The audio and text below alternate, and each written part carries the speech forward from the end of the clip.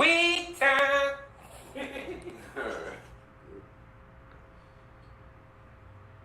What up, people? How y'all doing out there today, man? We are back. We are back with episode, 117? Is it 117? 118. Episode 118. We almost at 120, folks. Right.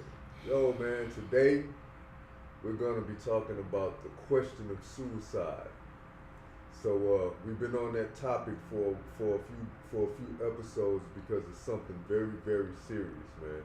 And we're gonna dive into it a little more today, and hopefully somebody out there can find some information that can help them out. Benefit from it. They can benefit from it, and you know, we're here for y'all, man. We're here for y'all. We're gonna have you'll see.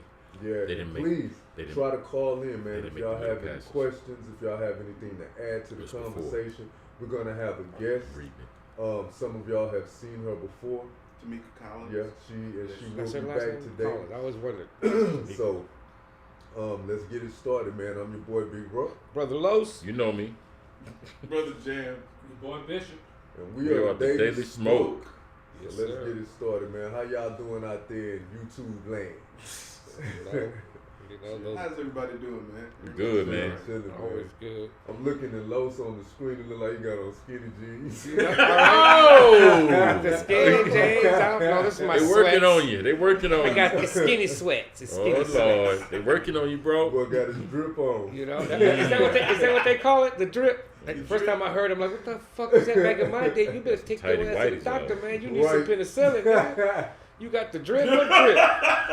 Fuck drip you talking They about? can see your kneecaps. That's They back so in my tight. day. If you said drip, I'm like, yo, man. Who was it, man? You better go get some help, man. You got the drip now.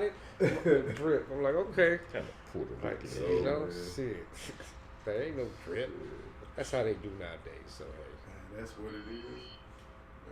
How everybody doing, man? Everybody good? Everybody Gucci? Hey, man. Okay, this is going to come up later on one of the episodes for the smoke session. But if y'all haven't seen Batman, go see Batman. Please go see Oh that my movie. goodness, go see that movie. It is so good. And honestly, I went to see it with the XD where the seats move and stuff. Yeah. It's actually worth it for the. What do you mean the seats move and shit? Like it's like you're on a roller coaster, man. Like I'm sitting in And the so theater you and sitting seat there like this. So like during the scene where the car chase happens and Batman is chasing the Penguin in his car and they boom and like the car skid, like your seat will move like if you're like in the that. car. Yes. I ain't never heard no shit like And that. there's no seat belts or anything, so you pretty much just sliding around in this bitch. And like they have wind machines in the movie theater, so if there's a breeze in the scene, they blow air across you in the same direction that it's moving in the shot. Dope. You get So wet in the That rain. shit probably cost There's about a- $300 a seat. Huh? There's an option where you can get misted with like water when there's like wetness in the shot. It's $48 for two. Right? Oh yeah, that's what you told me. $48 for two. $50 Yeah. For two Hey, tickets, shit, it's worth it. shit.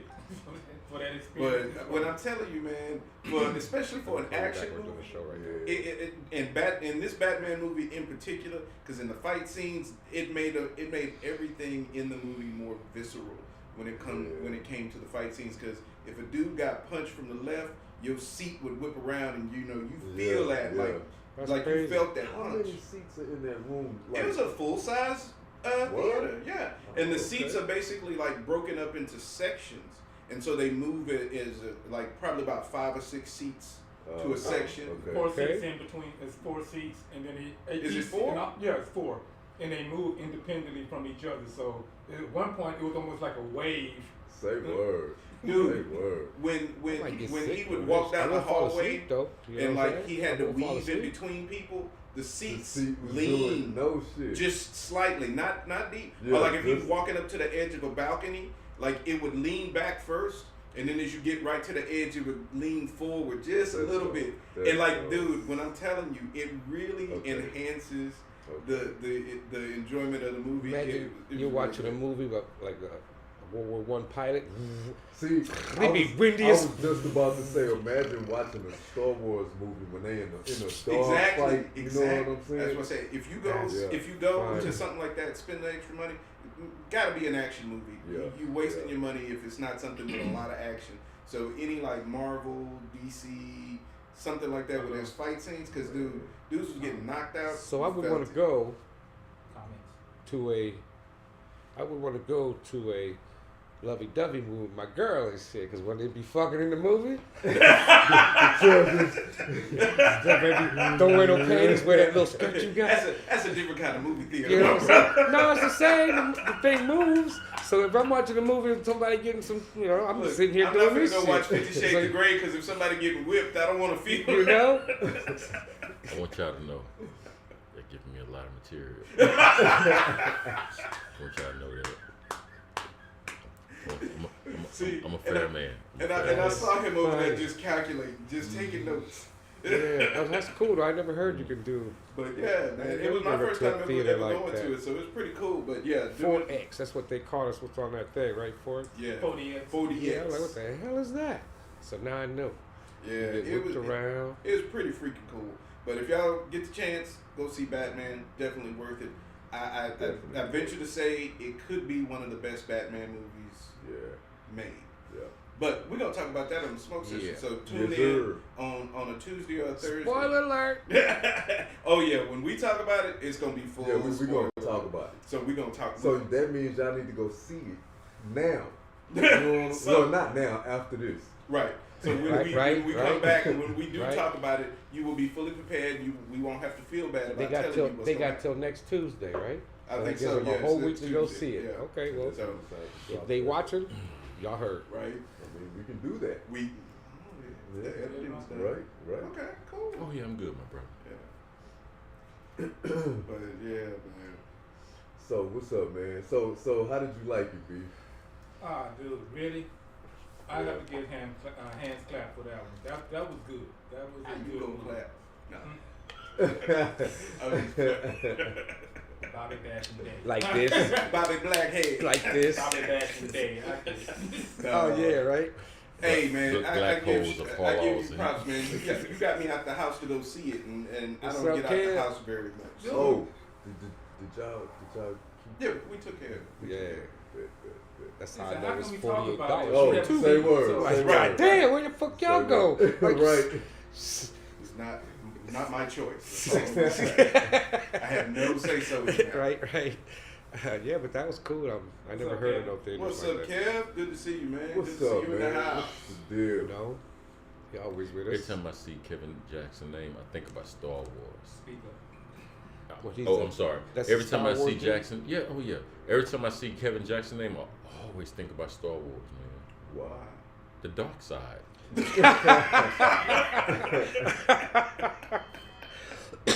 He's double Dark Vader.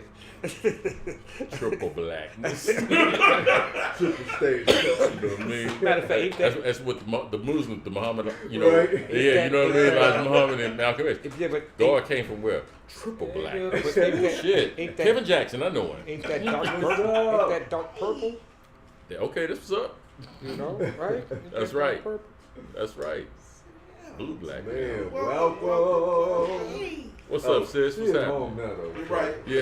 Right. You one of us. You here. You had to show up because we already mentioned we gonna be here. Absolutely. So you gotta beat up if you're not gonna show up. We already told everybody you was coming. Look at Next time we're gonna come film it at your house. We're You just gonna know. show up with cameras and a laptop. Right. Hey, we go to the hideout. Alright. Nigga be So how you doing been, Miss a Collins? show on the road. Beautiful, beautiful, blessed. Amen. Very good. I Amen. woke up this morning. It's a good day. Right. We take that for granted, don't we? Sure Yeah. enough. Way Child, too we often. sure do. Wish Take our that for lives away. granted. Wish our lives away, waiting for the weekends. We take it for granted. We take it for granted. Be happy for every day that's coming.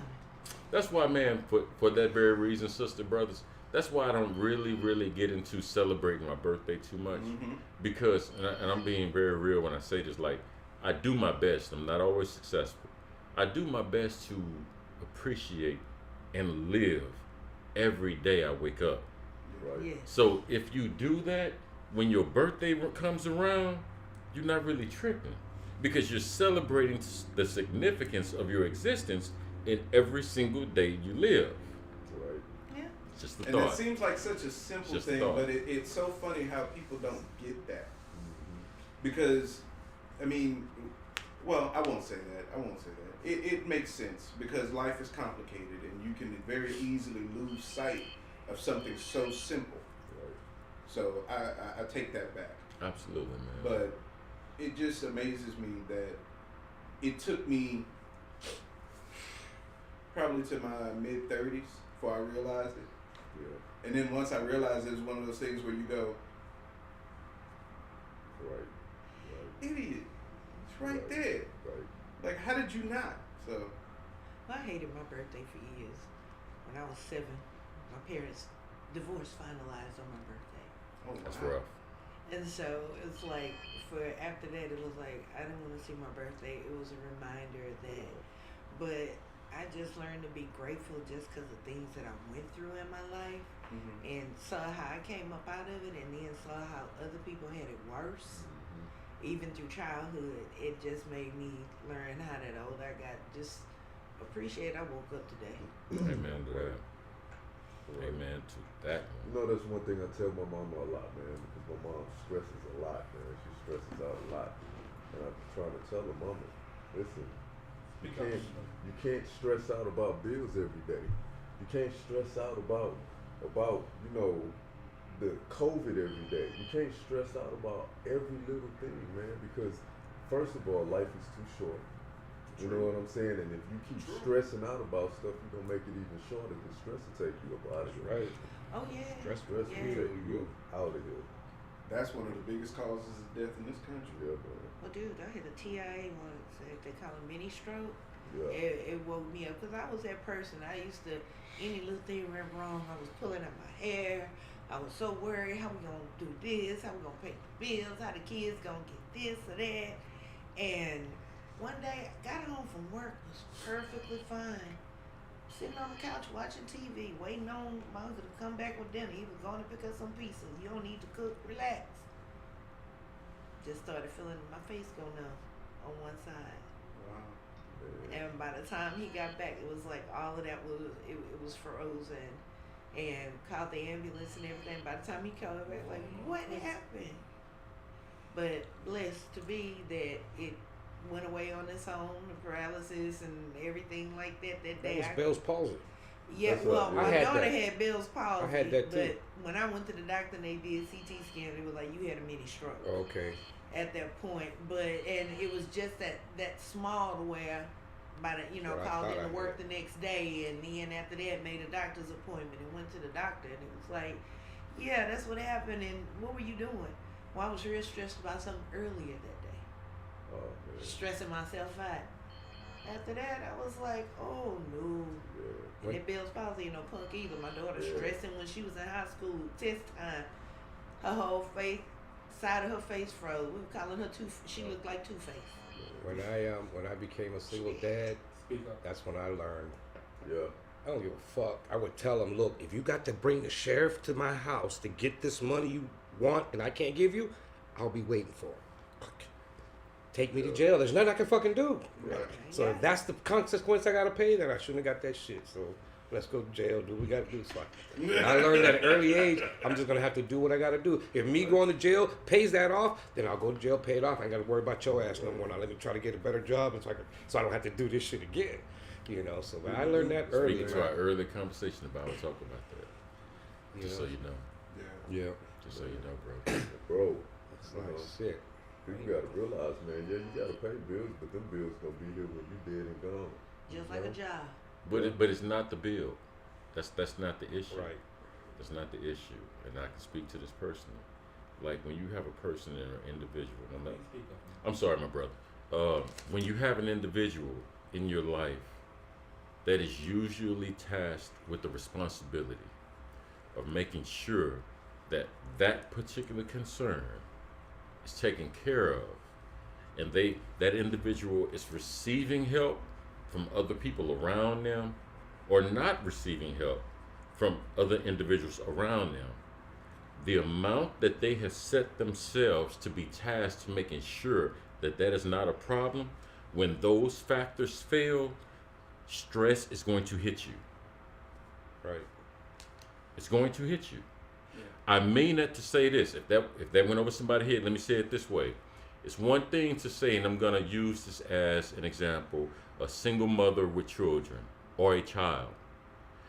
She may be tasked with the stress of raising that child.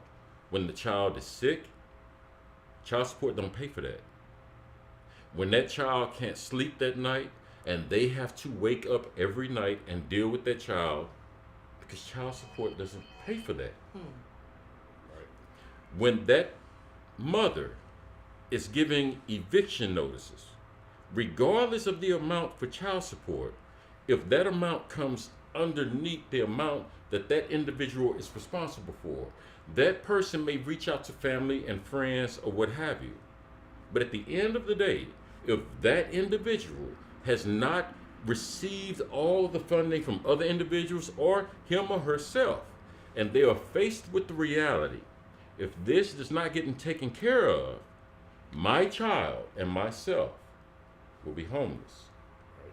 It's hard to sit in front of that person and say, God got you. God got you. Right. Yeah, don't stress about it. Let's talk real. God got you. Not that he doesn't, Yeah. but it's hard to sit in front of that person. Say, God got you. Yeah. You'll be taken care of. You good. You need to come on, goddamn. But the person is telling you that. They may have come through that experience. Right. They may not have. But they're not you at that time. And in that moment. So there's nothing they can tell you that is going to give you more comfort. You know why?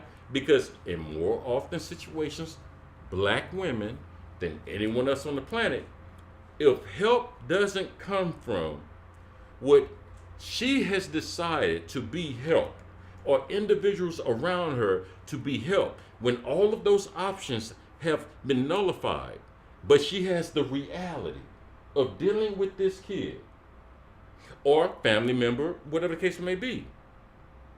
That's why they're that way. Because at the end of the day, if I don't do it, it's not going to get done. It's really that simple. That's true, but Yep. what you I have to agree, learn. but you still got to learn to detach at some point. Bro, that's easier to say I when know you're it not is. in that Well, situation. and I I mean, know but it is. speaking from Easy to say. experience. But you have to learn that. If you stay And- stressed constantly, it's going to take you out of here, dog. Because the key No is issue. who's No going to issue. be here You to have- take care of them Exactly. when you gone. That's right. So Exactly. you have to find that moment of that peace and That's that right. time. You I have had to to. learn how to do that. We instituted a rule when my kids were young, and I come home from work, and as soon as you came home from work, they jumping in your lap, and I want this, and mama, and pulling on you, and Yeah. I still ain't dealing with the Yeah. mess that happened at work, and we had to institute a rule of 30 minutes. Yeah. When mama come home, you gotta give me 30 minutes of decompress time. Unless somebody dying, finna fall off the building, Gotta do it, bleeding, man. we Yeah. gotta call the ambulance. I need 30 minutes, whether it's to go to the restroom by myself, come in and put my purse Exactly. down, anything else. Exactly. When somebody come in the house, you speak, you ask them how their day was, and then you give them a few minutes to decompress before you start pointing to what I want, what need this and that or whatever else. If it's not life threatening, because if I hadn't learned how to start instituting little rules for myself like that, I'd have took myself out. Exactly. And taking yourself out can be many ways. Whether you just stressed yourself out, you done had a heart attack, whether your mental capabilities can't take it anymore and you just zone out. That's Or true. That's whether so you true. decide to take yourself away from you. Which brings us Which to our leads us to topic. our point. That's Right. exactly My what love, we're you talking- have the floor. You got my Beautiful. seat. Go ahead. That exactly what we're about to talk about today. And so that was a good That what was they a call good that shit? segue. Segue. Perfect yeah, segue. Perfect segue. segue. See, you're pro Yeah. at this. As she was talking, I was thinking, oh, she might. Okay, yeah. Oh, yeah, she probably. So yeah, that's what we're talking about today. So yeah. So So sit back and eat my government funded non-labor. I want to hear this. Yes, sir. So the floor is yours, ma'am. Well, And first of all, man, thank you for volunteering to come talk about Yes. that, man. Whatever it was that sparked you, man, we really appreciate it. oh man, I enjoy coming and speaking with you gentlemen, having discussions, insightful discussions, getting other points of views, Right. where it influences and impacts me myself in my own life. Right. So it's adult time. Right. You always having say. some conversations with Right. intelligence. Yes, let's get it. You know, I always told my I couldn't date a guy who was done. Yeah. You know, dated a college football player, job. I couldn't have a conversation with you about current events I play football. or different things. Not gonna say I know everything that's going on in the world, but when something come up, I'd like to be able to discuss it. can we discuss with a this with reasonable some level of Right. intelligence. I play intelligence? football. Like, I duh. play football. I'll give 110%. I play football. I'm good at math. So, What do you think about the okay. war in Russia? I play football. I give 110%. I give 110%. Oh, they ain't the same people? But you know, serious topic discussing today. Yeah. You know, regarding suicide, and if you decide that your life has come to a point where it's just too much to bear, and people reach those points for different reasons and in different ways. So it's I guess let's talk about it. I mean, you got assisted suicide. Somebody, what do you do when somebody's in so much pain True. on a daily basis? A quality of life versus a quantity of life. I believe in that. I believe that you should be able to do it if you want to. And there's somebody, instead of me blowing my head off, hey doc, I'm done. Everybody knows I'm done on this day. I don't have a problem with that at all. It's your life. You should be able to do And that. that's No your one question. should stop you. When you say that, are you talking about the individual that's in physical pain, or it's the individual in psychological pain? I actually, for me, it's your life. Do whatever the fuck you want with it. You should be allowed to, But whether you you went want to to a or not. doctor. You said You know, you go No, to a doctor. so that he can do it. So, Right. You know. So in other words, like Kevorkian dude, you go to him and he killed you. So you believe in Yeah. state-assisted suicide? Yes, if that's what. Only because it's my life. I should be able to do whatever I want with it, regardless of what anyone fucking says. I'm not I challenging, own I'm just this. asking. Yeah. You know, that's how I feel. As children, no, That's what I was we ain't gonna fuck with you. Yeah. No, you Why have not? to get to this because they don't know shit yet, man. They don't know shit yet. But then you can Brain- get into the your brain mental ain't- stuff. Your So brain ain't fully developed until you at least 25. So you gotta, least for to- me anyway, from you 30 have to at upon. least hit that benchmark. hit 30, before then I can say, okay, now if you want to go down that, if you want to take that path or that exit rather, then I'd be all right with it. But I think you'd at least have to. What if it was like your 30-year-old child? It's still your child, but they're Right. 30 years old. You know what I'm saying? I- And they're in that state of mental trauma where they want to go ahead and end it. And I'm not saying I would be happy about it, but hopefully you talk to me, you give me the opportunity to try to convince you otherwise. But ultimately, at 30, you're grown. at the end of the day, it's I- your I- life. You might be I have grown. no. I can only try and convince. I can't force you not to. Right. So if you decide ultimately that that's what you're going to do, I have no choice but to abide. Right, right. I'm You gonna wouldn't miss you. do everything in your power Oh, to, of course. to try to prevent. But I'm not gonna. I'm not gonna like tackle you and tie you down Right, to keep you from doing it. right. I'm gonna talk to you, and hopefully I can show you enough love or say the right things to get you to realize that that's not a good idea. But if ultimately at that age, if that's what you decide you want to do, I have no choice but to accept. But do I you agree. know how many people, even within that age range, we're not even talking about teenagers, we're talking about full-grown adults who've attempted suicide.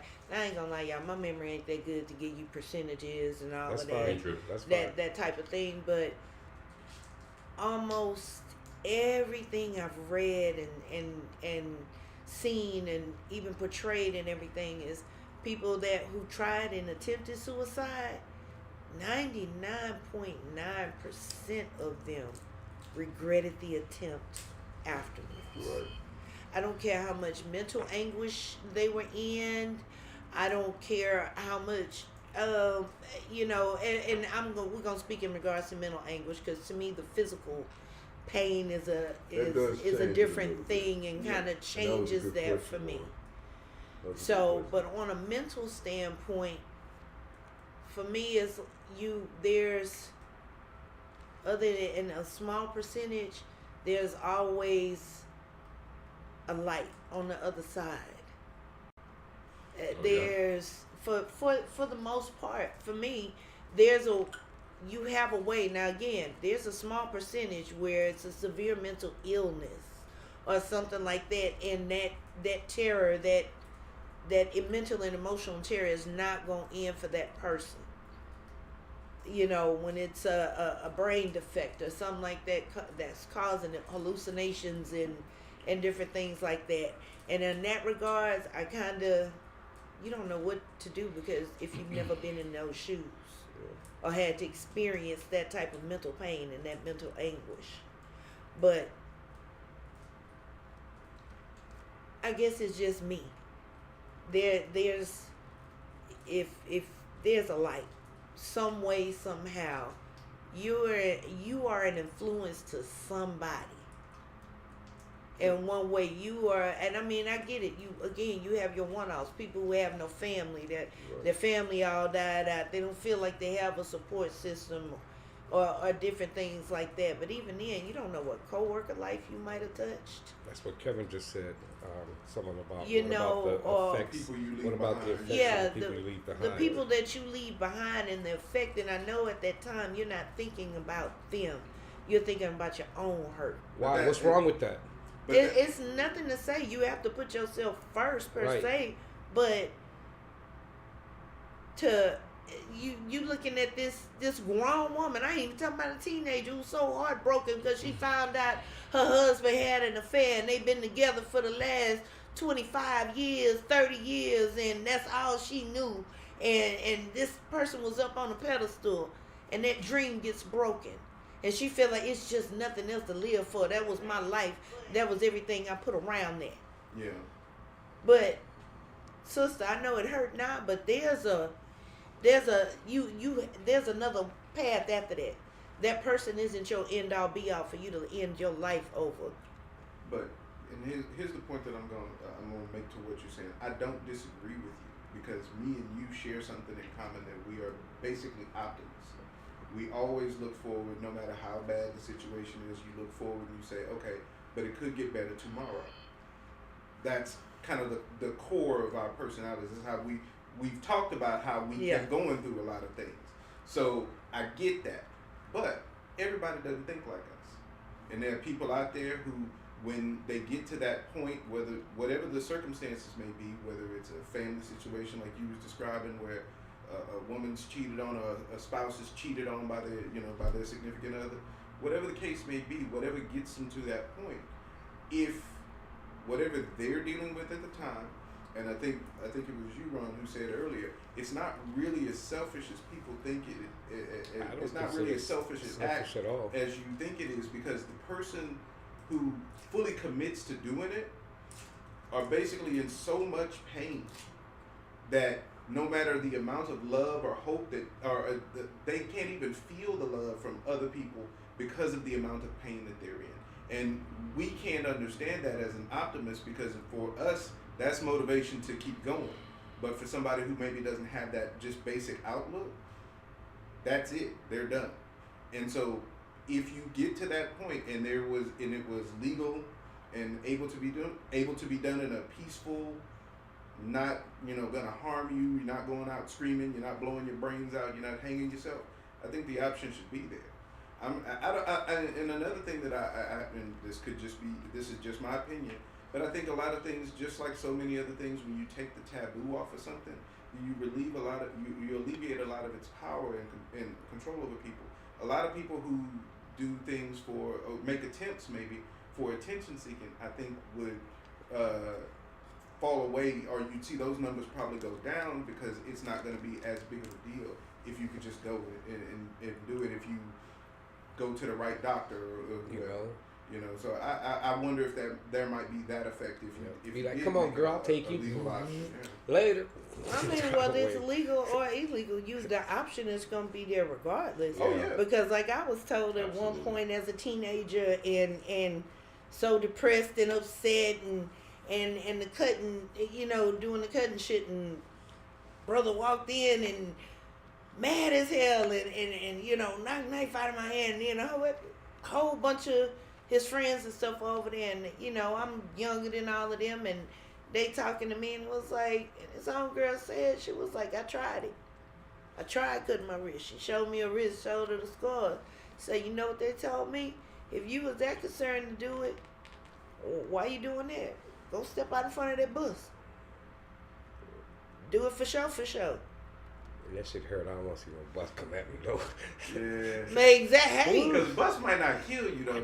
That's because I'm slitting your wrist, but slitting your wrist might not kill you.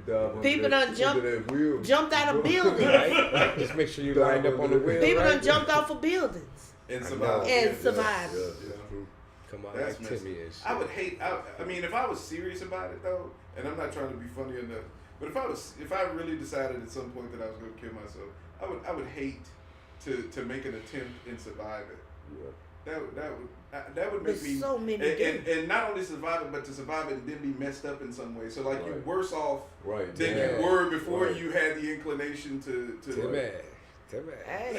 That's why they choose. That's why they choose the method that they choose. Because they know they're not coming back from us. Again, you didn't think you were gonna come back from jumping off of a building, a 5-story building. Right. You survived it. You didn't think you was gonna survive putting a gun to the side of your head and pulling the trigger, or even putting it in your mouth and pulling the trigger and survive it. Half a face. And some of those people come back to tell it was a reason God did it. It was a reason for those who, believe in the higher power, whatever higher power, if they don't believe. Right. But, in my little word, say, it was a reason you survived. Yeah. It was, you can't tell me there was not a higher power. Anybody else, 95% of people aren't going to survive doing what you did. Yeah. Yet you survived it. Only 3% of people survive a headshot. Because they fucked it up. They ain't do it right. 3%, but it's still 3% that survive a headshot. Out of 100%, 97%, you out of here, but 3% survive a straight headshot. They were scared. That would have took anybody else out. They were sitting there like a fight club where went he shot the wrong himself, way. but the bullet went through in one cheek and out the other. Yeah, like what? Wow. I mean, so it's sometimes it's a reason. Sometimes people go through that to be able to see, oh God, I did the ultimate and came out of it. Mm-hmm. I did the ultimate and still survived it. It must be a reason I know I'm here at this point. Yeah. Okay. You mentioned earlier that you didn't have stats. I do. So, on average, 132 suicides per day in the United States. That's a lot of 132 per day. Said the U.S. is the country with the highest suicide rates among wealthy nations. In 2020, there were 45,799 recorded suicides, up from 42,773 in 2014, and that's based on CDC numbers. Center for Disease Control, everybody. That's the CDC. So 132 per day. So at some point in this country, like any given day, state. at least 132 people decide to make that decision. Rough. And what, 2020, 45,000 of them succeeded? What is that percentage to 300 million? I know that I don't know. It doesn't give a percentage here. It just gives the raw number. May I ask a question, brothers? Yeah. Sister, I have a question for you. What made you specifically want to be on this show?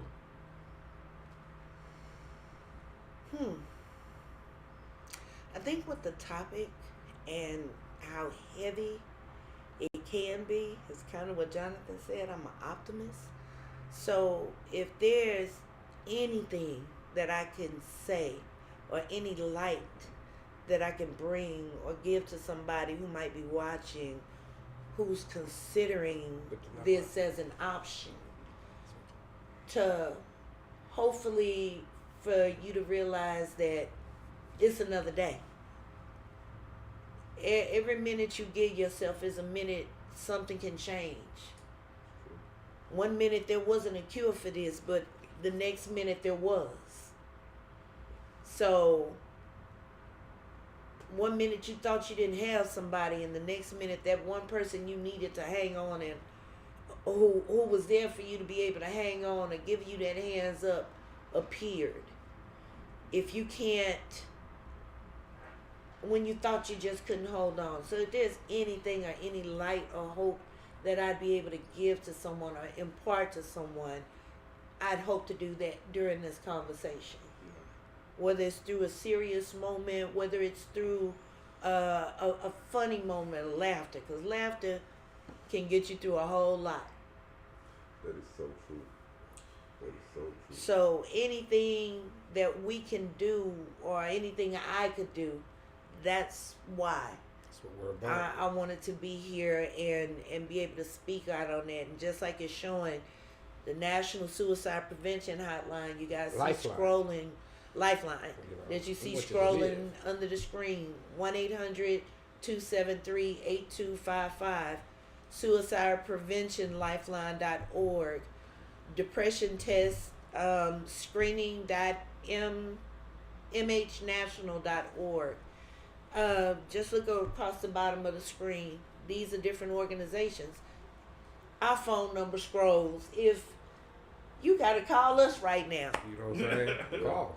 and you just needed somebody to listen for a minute or give your thoughts, and maybe we can tell you something or give you our point of view of something that might help make a light in your life or give you an option to see that there's something to hang on to. And it's funny because Don't hesitate. I've actually talked a few friends through suicide attempts at different points in my life. Man. You know, where they're, I'm just tired of it. I want to end it all. And you call somebody, and I've taken that phone call. You know, been on the phone for hours. Or okay, hold on, I'm coming over there. Don't do nothing until I get there. Yeah. We're gonna talk about it. Or I, drive across town to go check on a friend. Yeah. So I've been that person a few times, and like you said, if there's anything I can do in those situations, I'm gonna You're gonna do it, man. I'm gonna do it. You're gonna do If it. you And if there's you tell no me, doubt about it. and if you tell me there's something that I can do, or you to that point. Now, I was fortunate that these people, first of all, trusted me enough to be the person that they chose to talk to, but at the same time that they was even saying something.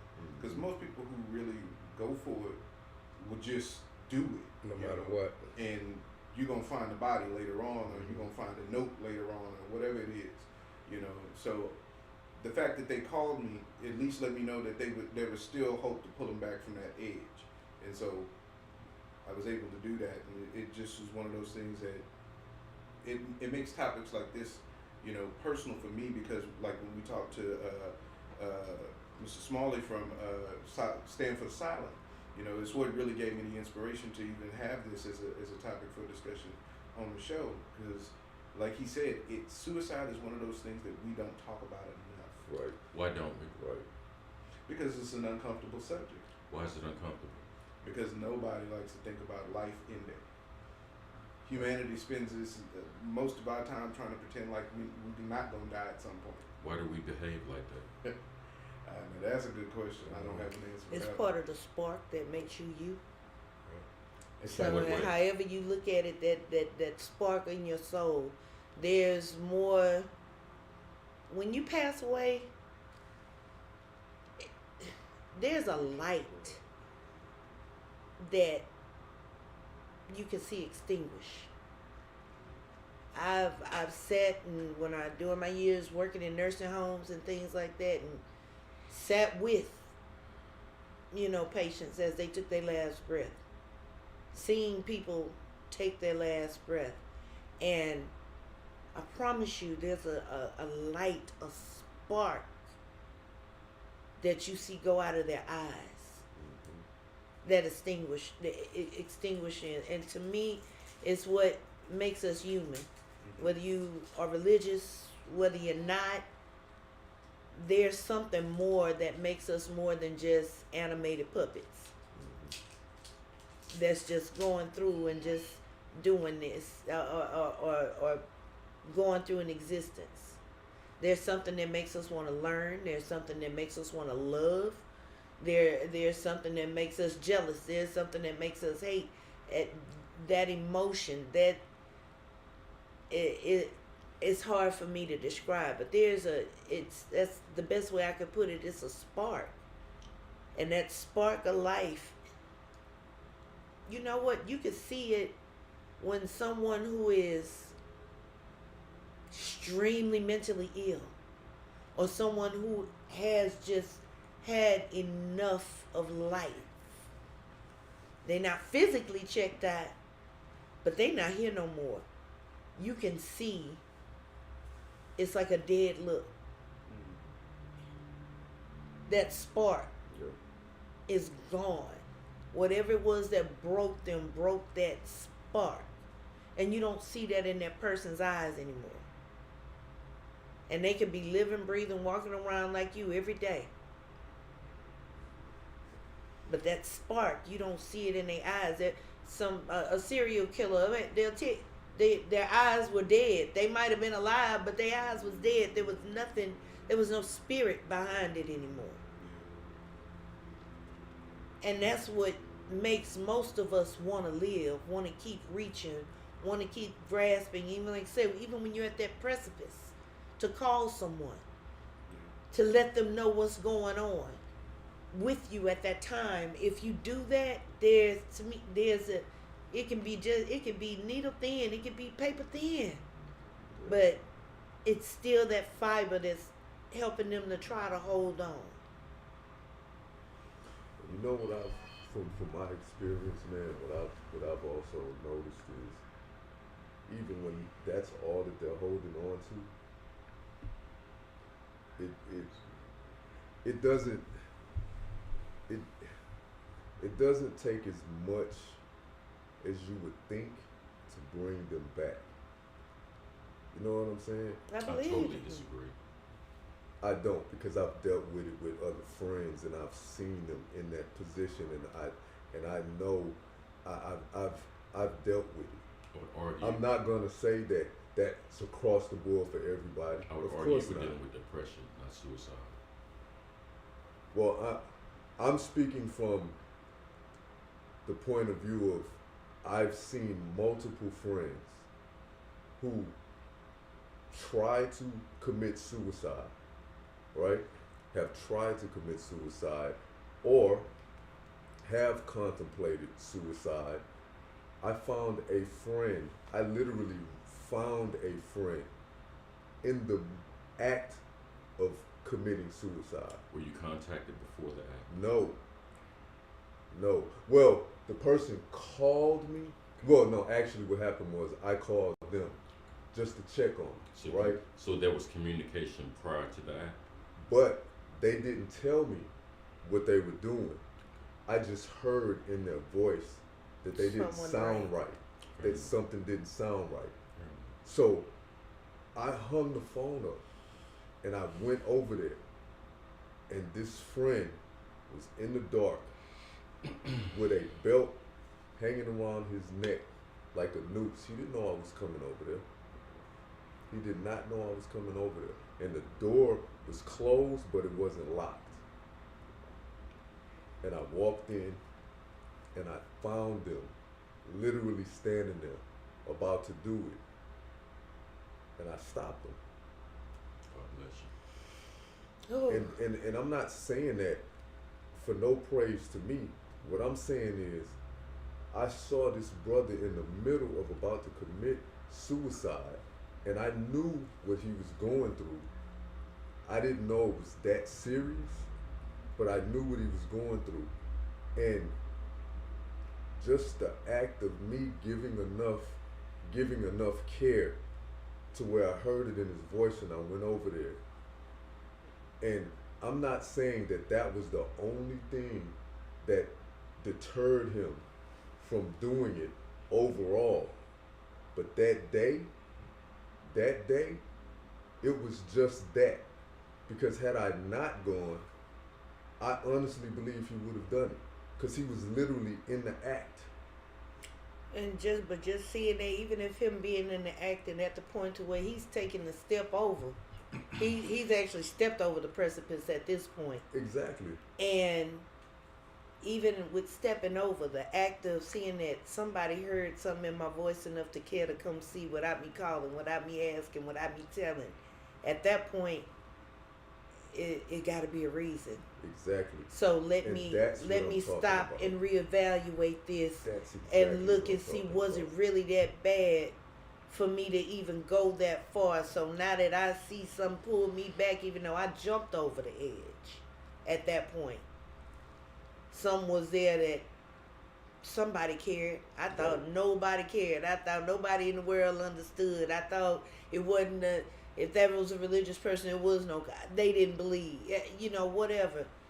Something caused this friend to understand, hear this concern, or hear the difference in my voice, to have enough concern about me just as a person, just me who I thought was worthless, and that nobody cared about, for them to come and just, let me check on them, let me see about them.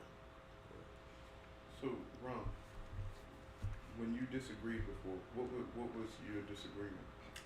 One thing before we go there. It's 10:46 right now. I'm sorry. 7:46. 7:46. I apologize.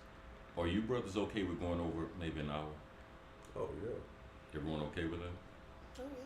You good with that, Bobby? I mean, Bobby does our production, so we need to make sure. You good with that? Continue. Okay. Ask your question again, Jonathan.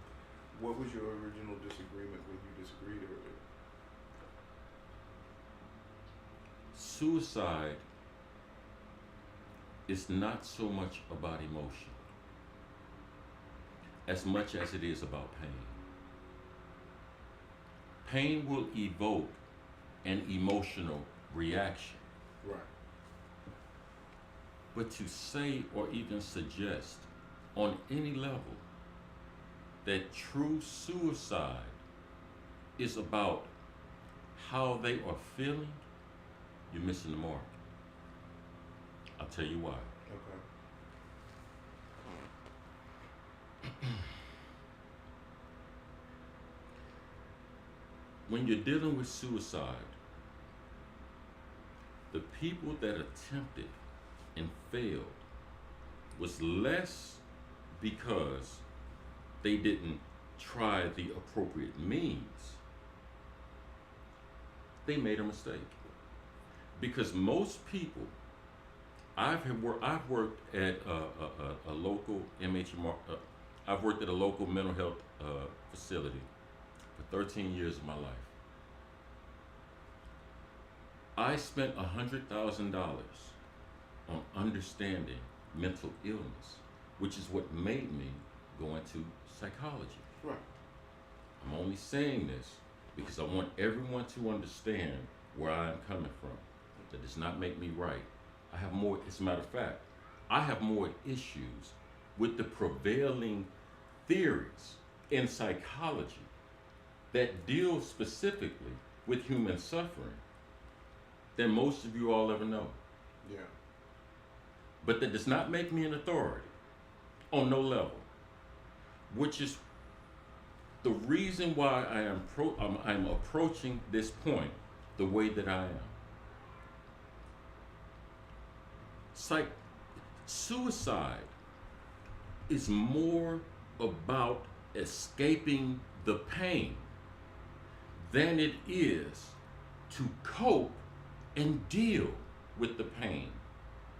They are not opposed to life. Life has put a pain on them that they are unable to deal with. And to show you how natural that instinct or that behavior is, who holds their hand over an open flame? Exactly. I don't know whose phone this is. Maybe someone's calling in. I don't know whose phone it is. That's Bobby. Okay. That's his friend Scam. The human condition is to escape pain. Unless you're into sadomasochism, you're finding meaning in the pain. If you're finding meaning in the pain in terms of sadomasochism, that's why it's a repeated behavior. You're not taken out by sadomasochism. You deal with life through sadomasochism. Yeah. Suicide is totally different. That's why you cannot talk a person that is legitimately connected to suicide and why they're at that point. That's why you can't talk them out of it. That's right. As a matter of fact, you don't find out about it until after it's happened. I'm not talking about major depression. That can lead to it. I'm a victim. I'm not talking about loss of meaning. I am a victim. I'll argue anybody with whatever number of degrees they have, because not only did I study exactly what they say happened to me, but I experienced what happened to me. And their rational explanations of what happened solved no problem that I had that led me to that point. I'm telling you what I know. But I can see what you said about it's the human experience to want to escape pain and understand that in a view, because when you said that, one of the first things I thought about was people with split personalities.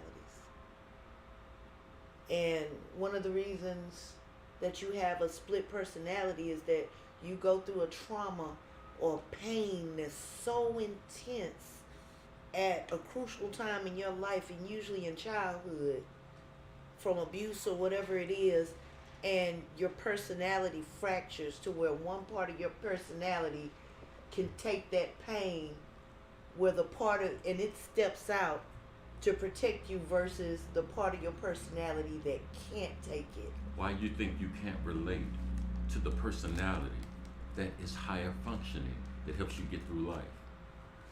Because the moment you think you know that person, they switch. And then this other person comes out. And you're like, who the hell are you? Where have you been? I'm the person that is helping this person go through life. Absolutely. Absolutely. You're absolutely 100% correct. That is why individuals with bipolar disorder and multiple personality disorder, when they do the shock therapy, the shock therapy or what have you, that is why when it helps those neural synapses begin to grow new pathways, we start seeing changes in behavior. That's how they treat successfully some forms of multiple personality disorder. Multiple personality disorder is actually different from what we're talking about, but it's the same cause. Multiple personality disorder does this. My dad is raping me right now. Everything I have learned in society has taught me I'm not supposed to be having sex with my daddy. I don't think anyone in this room or online watching us would argue with that. Right. In this society. Right. But because this was happening to me at such a young age when I am so impressionable, in order for me to get through this, you know what we got to do? We have to go somewhere else and depersonalize the experience. So that we cannot doubt that this experience has happened to me. It's an experience. I know the cameras didn't pick it up. I know my mama didn't believe me. I know the kids that I had from my daddy may not believe me because they're so messed up artistically, they can't even comprehend what I'm talking about. But this happened to me. And society is rejecting me because I'm saying this happened to me, so they want to put me on medication. Instead of dealing with the problem. This dude here took advantage of me. Mm-hmm. So you will build a totally different personality and function through life, but when you're alone or you're around someone safe, guess what? That pre-rape victim comes out. Yeah. You're absolutely correct. I would even argue, sister, is when you're talking about suicide, you're dealing more with an individual or individuals that want to live. They just need a reason why. And they want to escape the pain that living is bringing to them, and they're looking for the way out. And which I say is, with my optimistic nature of looking for it, it's like you said, they don't. It's not that they want to die. I just want a way to make this pain stop. What makes the pain go away? And that's the question of the Absolutely. hour for anyone. For Absolutely. anyone. I'm glad we're having this conversation. That's Absolutely. the question for the hour. What is it? Is there anything I can do to help you with alleviating this pain? Can you even begin to articulate to me what you think needs to be done to take away the pain? And I think because they can't articulate it to themselves a lot of time, or express it to somebody else to get that help, that they don't see a way to get past it other than just ending it all. Okay. What if I just don't want to do this shit no more? There is no pain. I just don't want to do this no more. Because there's pain, Lois. But no, what if there It's isn't? something- What if but you I just don't can't want to see do it. this no more There's because you don't have something- no one? You're all by yourself. Lois. You don't have no one. Lois. Man, I'm done with That's this shit. Lois. causing the Lois. pain. You know, that's Lois. what he said. Lois. There's a reason Lois. behind it. We're talking about suicide. Hmm. And I know no one wants to kill themselves. They do. You know, I mean, They do. They want to But- because they don't want that pain there Right. anymore, but there's going to be a cause. So There is something about that. Like you say, I don't want to do it anymore. What is it that you don't want to do? I don't want to deal with the baby mama drama. I don't want to deal with the physical pain. I don't want to deal with getting up and going to work every morning anymore because I'm just wore out. I've given everything I can give. I might feel like I'm the only one left. There's a reason It's always a reason. that you want to do it. You just don't wake up one day my and reason say, is because I don't want to do it anymore. so yeah, that's Because it. Do there's what? pain. I just don't want to do it. Do what? do what, Lois? Live. Yeah, I just don't want to be here no more. I'm done with this So shit. why? I'm You know? going You know what I'm I'm going saying? to break your argument Yeah, in one simple statement. And I'm going just to break saying, your you know, argument. like, what if someone says this? Like, just okay. That's my 'cause you point. know, No one just says that. Like, go ahead, man. Yeah, That's they my don't. argument to you. No one just says that. Is now, it why? Before we go any further, I am not going to pretend on no level, since we got an hour 15 minutes talk, hour and 5 minutes talk about this. On no level, y'all finna get the real me. And if you can't deal with it, I suggest you walk out the door, because I'm about to educate everyone in here in terms of how I experienced personally suicide and the people that I have talked to. Am I the right person? I'm sorry, the infallible truth? No, I am not. I'm going to bring you into their world. Okay. Hey, brothers, when was the last time you went underwater and tried to breathe? Never. Never. Why do you not do that? Oh, God. I'm gonna drown. It will hurt. You will drown, but you've never tried it. How does your body respond to pain? Your body, not your mind. How does your body normally respond to pain? Pulls away from it. It flinches. Yeah. Because life, as a fundamental principle, is to sustain itself and go forward in time. That is life. Nothing comes to this planet, whether you are an amoeba, a blue whale, or a human being. Nothing comes to life without the resistance towards anything that is going to take it out of life. Yep. So if we're going to talk suicide, and we're going to talk about this number at the bottom of the screen, let's talk to people that may be experiencing this. Yep. Because I don't care how much your experience was, or how much something makes sound right, or makes sense, or whatever the Bible say, or the Buddhists or whatever. We're going to talk about suicide. Not the moral tenets that follow. If you do this, what's going to happen to you in the afterlife? Now we're looking at somebody's trying to explain human behavior and why you shouldn't do it. We're not talking about the reality of life. Stop me at any point. Interrupt me, please, at any point in terms of what I'm about to say if you disagree. Okay. The body does not naturally, a worm does not naturally want to go into the mouth of a fish. Nope. It doesn't.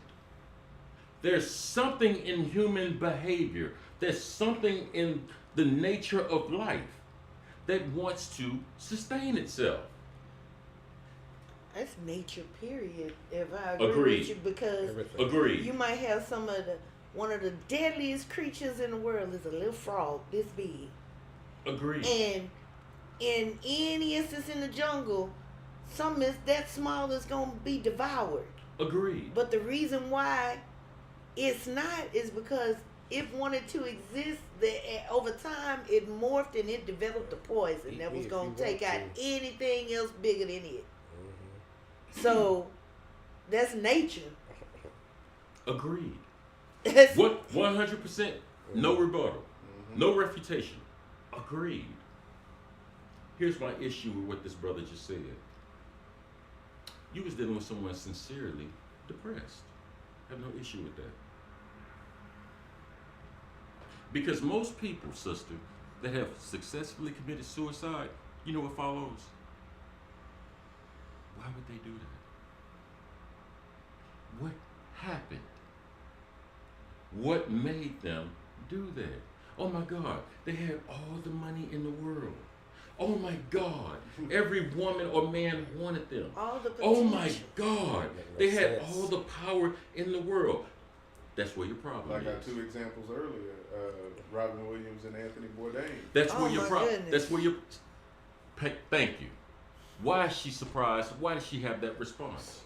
Because everything in her mind that we have been taught why a person wouldn't commit suicide is going against. Well, I know what y'all niggas taught me, but they did it. Yeah.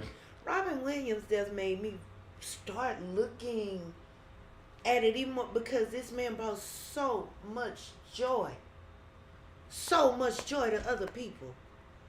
People looked at him as an inspiration. It was somebody out there where a movie they were at the lowest point and thought couldn't go on, in that movie or scene or comment or anything that he made a difference. I just think all the laughter I've gotten out of my own life looking at this man's movie, and then to realize that he's in so much pain. No matter how much he helped other people, no matter how funny it was, all that laughter, all of that joy, all that joking, but behind that mask, it was so much pain. And it's not, I can see, he didn't want, not that he didn't want to live, but it had to be something to make him want to escape some pain so intense that he just saw no other way out despite everything that he had or everything that he meant to someone else or other people, and the joy and the laughter that it just made you stop. Like, how could somebody that could bring so much joy to the world be in so much pain and hurt that this whole world that he brought joy to, it was nobody in this world that could find whatever it is to help him touch the point to get rid of the pain that he was in, to where he didn't want to, he chose to take his life. That goes to Ron's point, though. Like he said, did we know the man or the character? I mean, And that's basically what it is. If you saw somebody, or you came in contact with somebody, or you rescued somebody from being able to commit suicide, I would argue to you, you as a listener picked up on the difference. They threw that out there to you as an SOS, and you picked up on it. And that's why they'll always be aligned and in agreement with you going forward, because you saved them. Because you listened and you heard. right. That is not to say they weren't committed, but I would argue the mere fact they threw that out there was still some type of will to live. Yeah. The problem is us within a society, we are taught in so many different ways to value so many different things that's not even picking up on our radar. So when you pick up on that, you're dealing with a special individual, as this brother was. He picked up on our brother that was in a bad situation. And that is why to this very day, I don't care what this man could do, that individual he helped save will never, ever, ever forget him nor change his opinion of him. As bad as whatever that may be. Do you understand what I'm saying? Yeah, whatever he did, that little bit of pickup for me, not even telling you. It was a human connection. It was a connection, and because now I know, despite the pain I was going through, somebody connected to me, and I connected to them. Absolutely. And that lets me know that there's still a bridge. You heard my cry. There's still a light. Because you heard me. I have a friend that grew up 2 houses down the street from me. Rest in peace, Ron. And coming up with this family to see the things that the family went through. Mom, 3 kids. My neighbors. Daughter who was close to my age, I was friends with, passed at a young age. Pneumonia. In her early 20s. Mom used to go down there with her after she passed away, talked to her. Couple of days, life get busy. Hadn't been down there, got kids, been running after. Next thing I know, somebody running down the street to get me. Something wrong. She ain't answering the door. Miss Rose. By the time I get down, come out my house, ambulance there. She done passed away in the house. Been in the house 2 days. Nobody knew. And it used to be a habit of me walking down there in the afternoons, taking the baby for a walk, go sit with her. Let her see her daughter gone. She don't get to see her grandchild. The father, her didn't get along. Father done took her. She don't bring the grandbaby to visit. Let me take my baby down there. They about the same age. Somebody to talk to. Son, I knew this over from the time we were little kids. Watch, he was a little younger than me. Watch him grow up. And we a couple of years apart. And then to see a change in his mind, just where he started just breaking. And not knowing other than the offer, said, "Oh, you want, come on, I cook." Or, "You want something to eat," or "You need a cigarette," or "You need a couple of dollars." You done came to the house to see, whatever. You went in that house, sat in that house with, I say the ghost, his mom and his sister. The other sister trying to live her life and raise her child and find her way and do it, maintain. Another knock on the door. I can't go look through the window. Tamika, if you go look through the window, you see him hanging there. And I couldn't bring myself. I went down there, but just to even try to go in the house or anything else, just couldn't. But just that always haunted me, like right down the street. Why you ain't come? Tamika, you're making my point. You're making my point, love. If everyone that is listening or looking at this show, she's making my point, which is the point of understanding suicide. If you do not understand suicide, you will continue to practice methods of intervention that are not relative to what you think you are dealing with. We have the internet today, y'all. If you don't believe in reading or you don't like books, you can go to the internet and they have condensed everything to a point where even if you have a first grade education and you're 60 years old, you can understand to some degree within these 4 or 5 sentences what it would probably take you years to digest.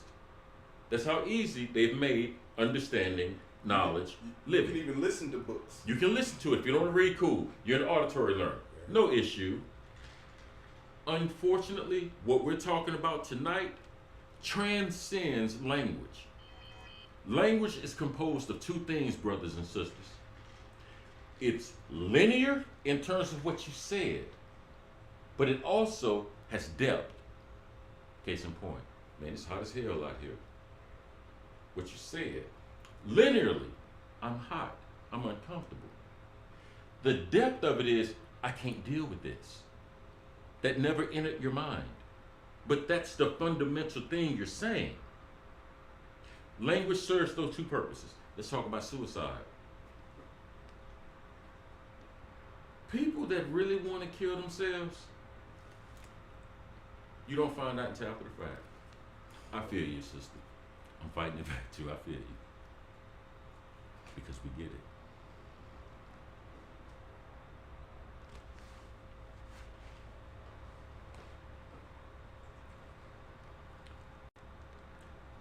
This is why I disagree with Los and Devin.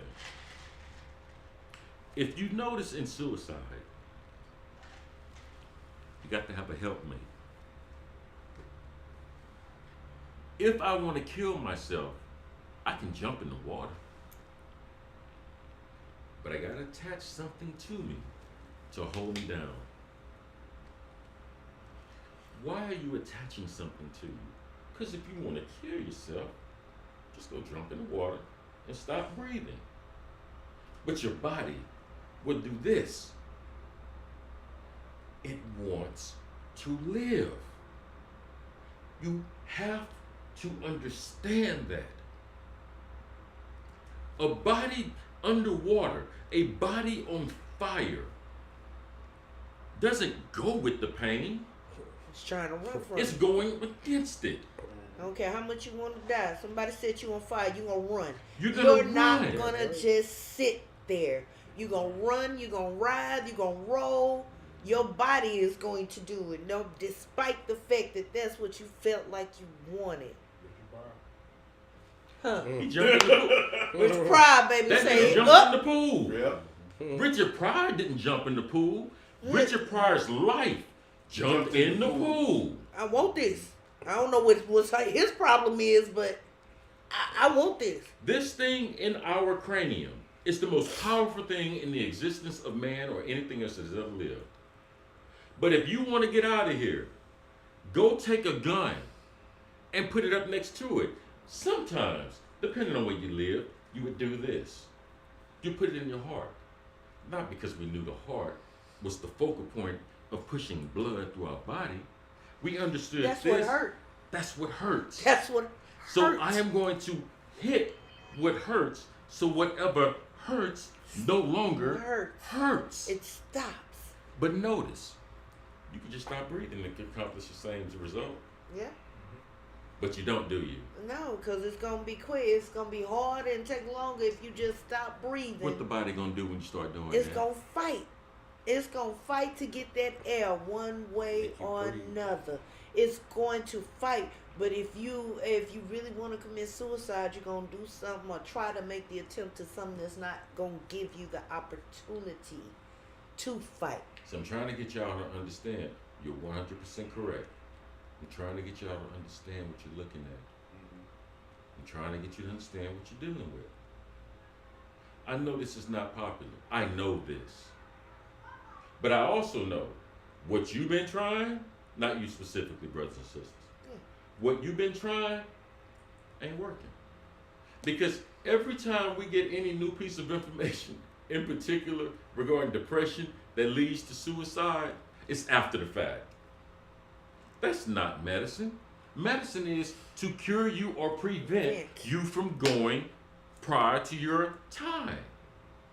So if we want to do that, just watch sports.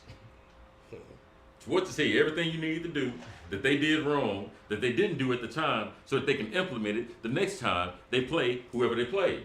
That's not suicide, brothers and sisters. Suicide is a done deal. It's so severe that I would argue most of modern religion and philosophy is dealing with what may happen to you after you commit that behavior, to somehow prevent other individuals coming along that way not to repeat that behavior. Not that the reason we gave you why they did what they did is true. We want to prevent you from doing that behavior because it has more consequences than the individual that actually successfully did it they could ever possibly fathom. That's why they say suicide is selfish. That's a lie. I think that takes the most courage ever. Because ever since the dawn of man, that's why we started burying our dead. Because we started in our brains thinking, hey man, there may be something after this. So to try to get to persuade you to not take your life beforehand, we have to tell you what's going to happen after you deal with that or you do that to prevent you from doing that. Am I making sense, y'all? I don't want to. Yeah, it's just like saying somewhat suicide is a sin for those who are religious. Exactly. I'm giving you a caveat exactly on why not to do this. Exactly. It's because afterwards you think you're escaping the pain by doing this, but afterwards you're going to be in eternal pain. So do you want to deal with this pain that's in this short while that you have breath that you can keep pushing through, or do you want to deal with an eternal and everlasting pain after death? So we're dealing with social engineering now. We have to prevent this behavior from repeating itself by talking about something that if you do that successfully, there's a reality afterwards. Notice how now they're weaponizing death. Death is the one thing, not love, not kids, not money, not social affluence. That doesn't, that we don't use that as end all be alls to develop our rules for society or rules of behavior. We develop that from an immutable fact that regardless of what you believe, what you look like, how ugly you are, how pretty you are, how much money you have, how broke you was, death takes no prisoners. So now if we can weaponize that reality through whatever religion it is that you believe in, doesn't make it better, doesn't make it worse, doesn't make it true, doesn't make it false. We're talking about weaponizing behavior insofar as we're talking about suicide. Because think about it, no one knows really what happens after you go cold. Right. Let's be real. You can recite and repeat what you believe. You ain't done it, but you base your life on it. And you don't know anybody that has. We knew when they started burying their dead. Hey man, the brain is evolving to a point where it's thinking about something past the immediate now. Because up to that point was, oh my God, was that a snake? Let me run. Oh my God, I just ate something sour. It must not be good. Let me not eat that anymore. You see how your engineering, your social behaviors are being conformed. But suicide takes no prisoners, brothers and sisters. That's why whenever you talk to most people that have, attempted to commit suicide, they changed their life. It's not because they found any kind of meaning or truth of anything beyond the pain they were experiencing. Their redemption was found in someone that connected and heard the depth of their pain. Whether they agreed to it or not, they made a connection. That's what helped them going. That's what helped to keep them going forward. But a person that really want to kill themselves, it catches everyone off guard. Because when they do it, they're here. Everything is good. If you're depressed, you don't have the energy to pull it off. And I've never watched it, but there's a TV show on right now about that process. And it's, oh my goodness, I cannot remember the name of this TV show. I think it's on Channel 13. But basically, when the show started, group of friends, and one of the group of friends who you never would have thought committed suicide. And the whole premise of the TV show flows from that. What was happening in his life? What made it seem that way? What, brought him to this point? Letters that he left for the friends within this circle. Explaining and breaking down and saying what it was he did or didn't do to them. them finding out things after he passed. After. Affairs that had taken place before he took his life. After. Within that friend circle. All of this was stuff they didn't find out till after. And the whole premise of this show is dealing with that whole aspect. And I cannot remember the name of this freaking show. But that's what the entire premise is. Devin, when you say you heard that man, what I would argue with you, I don't doubt that he may have had feelings that he wanted to kill himself. I'm not doubting it. I'm not even saying I'm right, y'all. What I'm saying to you is, I've spoken with a whole lot of people that thought they were there. Most of them are still here. Because I understood what I was dealing with. Brother, if that man really wanted to take himself, you would have never known. I'm here to tell you that. If he really wanted to take himself, you would have never known. And the reason you would have never known is because in your mind, as most of us in this room, cannot comprehend that level of hopelessness, much less pain. Whatever it was you picked up on, you was listening to the last remnants of that man's body, spirit, soul connection crying for help. And you picked up on it. That is not to say you're that good of a person either. No, I'm not attacking your ego. Yeah, because a lot of people have a tendency to do that. I'm a suicide prevention. I know all everything the DSM-5 has said, and I got masters in all this cussing psychology. You got kids, you got husband, wives who want to kill themselves, send them to me. We'll make some money. We'll save them. I ain't talking about that. Right. I will argue with you though on what you just said with the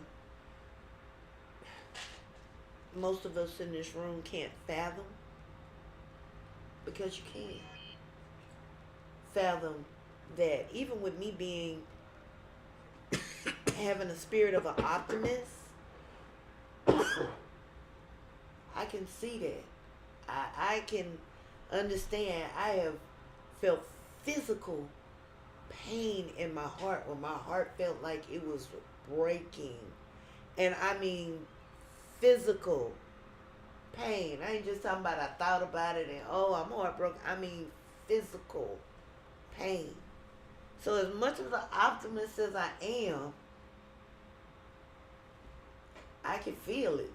I can't grasp what could get somebody to that point, because if I continue to go through that pain, I don't know how much I could take. Now you see why I believe in God. Now you see.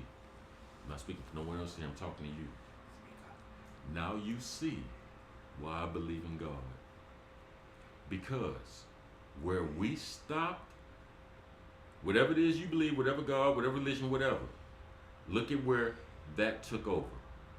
Because if it was up to me, and if it was up to you, if it was up to this brother over here, we would be statistics and we'd be case studies. But anyway,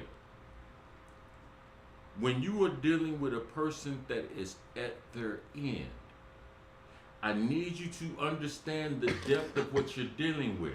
We have all agreed that a person to commit suicide successfully, they're going against nature. Nature is so strong. If you set yourself on fire, if you throw yourself underwater, your body is going to fight against it. Okay, you can throw yourself off a cliff. Your, you know you ain't got wings, but your you gonna body flap your is arms. going to go against it. So we automatically know the will to live is beyond consciousness. It's deep within whatever it is that is responsible, or whatever they are responsible for life. Because life is going against whatever it is you believe, whatever reason you think you need to do it, it's going against it. Does that make sense, everybody? Yeah. Okay. That's why we have to have help when we're dealing with suicide. To your point, tie a rock to your leg, put a bullet in your head, jump off the cliff, because you know, chances are, if I get to the bottom at this rate of velocity, I'm not going to make it. That's help. But if you try to strangle yourself, you're going to let go. I have never heard a single case in anyone that has committed suicide where they strangled themselves to death. Without a system, without a belt, without a I've rope, without never that. heard it. You ain't just did this until you just Exactly. couldn't breathe no more. Exactly. David Carradine killed himself in the closet because he tied a belt to his neck. But you could have got the same result if you had done this. Your body won't let you. So let's talk, now let's talk suicide. See, this is the argument where now at this point, anybody and everybody's input in this conversation is equally valid. Because, damn man, if that's what you did, where were you? Mentally, emotionally, where were you? I know what you told me. I know how you say you felt. I responded appropriately, but somewhere or another, you still ended up with this act that you committed that was final. Because ain't nobody other than depending on what religion you believe, and it ain't just Christianity. Ain't nobody came from back from the dead and told us, hey man, This is what it is. you understand? That's why suicide is so important to talk about in its essence. Absolutely. Because there is no comeback. There is no Rocky 2. There is no Rocky 3. It ends here. And the reason most people commit suicide, sister, is in part, we didn't hear them.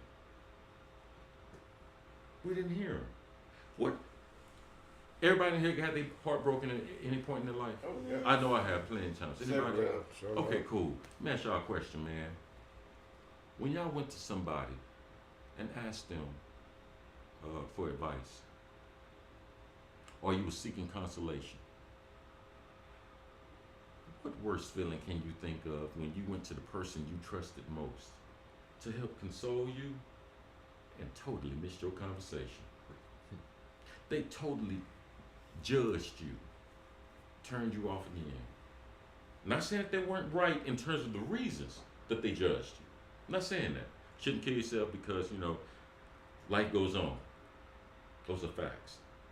But that doesn't speak to my experience.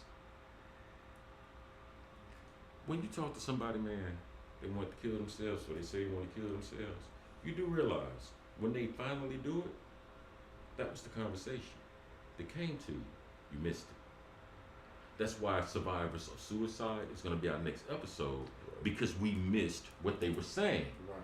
And they came to the person or people that they trusted most at your time of vulnerability. They trust you above and beyond. Whether that person was wrapped up in their own life, what they were dealing with themselves, what not even understanding, and they might have heard them, but I hear you, Absolutely. but I'm not listening. I'm not listening. I got a question, man. And this is for clarity's sake, because I know this is something you said a while back, and I didn't want to interrupt at the time, but I know if I'm thinking it, somebody else is probably thinking it, and and they could be needing to actually understand. I'm not questioning the authenticity of your question, brother. Go ahead. No, I wasn't. I was just explaining to everybody. Fair enough. You said that they say that suicide is very selfish. Right. And then you said that you disagree because you think it takes a whole hell of a lot of courage. Okay. I didn't understand the correlation. Oh, good question, brother. Thank you for asking. You consider yourself a courageous man? I'm sorry. Do you consider yourself a courageous man? I would say so. Okay. And were there ever any situations that you dove into where the outcome was uncertain? Yes. Agreed again. In those situations, you're willing to do what the average person would shy away from. Whatever the situation may be, whether it be your kids burning in a fire, whether it be a coyote attacks you and you and your family out and you're going to confront that coyote, et cetera, knowing that you can possibly lose your life because you do it for the greater good of your family or your friends or what have you. Agree or disagree? Okay. When you did that, you knew that if you died, that, well, there is no round 2. There is no round 5. This right here, I stand to lose my life. That's why. Just a side note, everybody. This is why I do not tolerate on any level, whether they were racist or not. I don't tolerate on any level any individual that has served this country for whatever reason, because you made the ultimate sacrifice if you lost your life in that venture. You fought the wrong war, but I will never question your character as an individual. Wholeheartedly agree with that. That's different from suicide. This is suicide. They have the same exact risk that you have, but they have less reasons. You did it because there was something else in place that you reacted, as we would say, naturally, or your instinct. It's an instinct to want to protect your young. It's an instinct to want to protect the individual you're mating with and you've joined yourself with. Those are instincts. Right. If someone comes in your home, you don't have to try to figure out if I'm going to protect my mother and father. That is an instinct that is going to kick into place without any conscious thought, period. I would argue to you. But I don't think I think it's kind of the word usage. Selfish and brave versus being a coward and being brave. Agreed. It's more of a question of, if somebody said that was a cowardly thing to do, is to take your life. No, that's a brave thing in the aspect of you gotta have heart to follow through with something that is a commitment that is so final that there's nothing coming back with it, versus selfish, whereas you calling that person selfish because they're thinking of themselves and the pain they're going through, versus the effect and the pain and that you're going to cause and the wave that you're going to cause, depending on who it is out there that you've made an impact on in your life. You know what? I think even, I can't give you a specific example, but what was that TV show? Dexter, about the serial killer. Mm-hmm. He might have been a serial killer and was messing people off, but once it got to a certain point, the people he was killing because they was doing harm to others. So even in his act of wrong, it was helping somebody else in some way. That predator was no longer on the street to go and violate a kid or something like that. So that's like losing your life in the line of duty. Yeah. I mean, if you're a policeman, this is another reason why I really don't trip on policemen. There's a lot of bad ones out there. But there are good ones as well. But the good ones, as few as they are, they're going to identify how we could categorize the bad ones. So you make more enemies, okay? But I'm saying this to say, I promise you I'm right on point, sweetheart. A person that loses their life in service to whatever threat they are perceiving, you could damn near deify them. Yeah.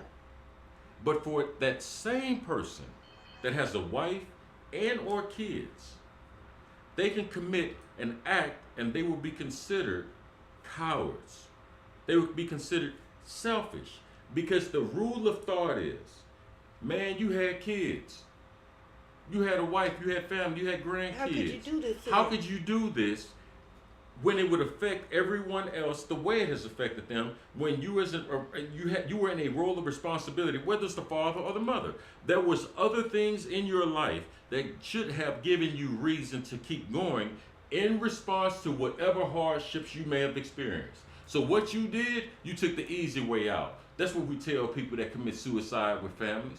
Yeah. What you just said was, you're a coward. You didn't have the guts or the fortitude to To continue stand forward up in and life stand and straight. deal with the hardships thereof. Yeah. I say that as a lie.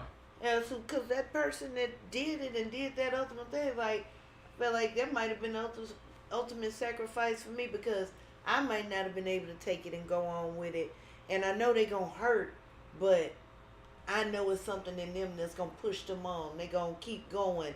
And now they don't have me as a burden to think about anymore. To be honest with you, maybe, but more often than not. Because that's why I started this conversation out with. Death is the final judge. Yeah. No one in this room and no one on this planet has any substantial information to prove that there is whatever experience past that line. You may believe it, but I didn't ask you that. I asked you, what do you know? Concrete proof, and nobody does. For that individual to be willing to take a bet to that degree where there is no comeback, because the pain I am enduring is so great, I'm willing to take the chance. That is everything but cowardice. Because cowardice is a retreat from something. Cowardice isn't, you can't deal with what's in front of you. What is the common denominator and fact of life, not only to every human, to every octopus, to every camel, to everything that walks on the ground, that swims underwater, that may swim in the air? Every single thing on this planet has one single thing in common, and it's called death. Yeah. And this individual marched straight into it. Not because they said God told them to. Not because they felt that they wanted to go to the hereafter and find out. They were just so excited about finding out what's over there. No, they didn't. No, they didn't. We can play those games with ourselves if we want to. What you're doing is you're perpetuating the illness that we're talking about right now. Because that's what religion does. That is what politics does. But if you want to talk about people that are in these predicaments and you want to try to help them from getting to those predicaments, listen to what I'm telling you. You're not dealing with a coward. You're dealing with someone that is facing the one and ultimate reality that has faced everything, not everybody, everything that has existed prior to their birth. And they're going into it head first. Now we can talk about suicide. Damn! You're talking about something that is going against the nature of reality. And they successfully do it. So anytime you give them a reason based in reality, whatever that reason is, you just lost your listener. I'm done. What is the solution? Let's talk about it. Possibly, possibly not. I don't know. Personally, I don't know.